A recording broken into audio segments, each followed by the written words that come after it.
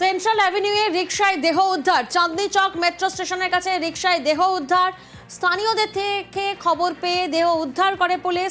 বিস্তারিত জানাবে প্রতিনিধি বিশ্বজিৎ আমাদের সঙ্গে রয়েছেন। বিশ্বজিৎ, দেখো, সকাল থেকেই একটি ব্যক্তিকে শুয়ে থাকতে দেখা যায় এই ভ্যান রিক্সাতে। বেশ কয়েকজন লক্ষ্য করছিলেন, কিন্তু সেই ব্যক্তিকে মৃতদেহ বলে সন্দেহ করে স্থানীয় যারা লোকজন দেখে।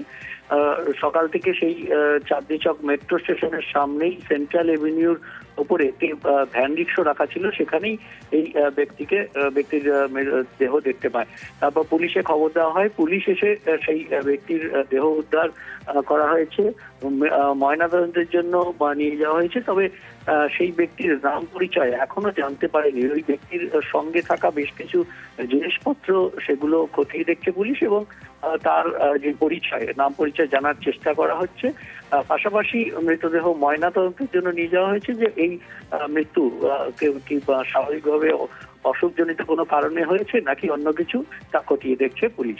তদন্তে নেমেছে বউবাজার থানার পুলিশ, এই তদন্ত করছে। বেশ।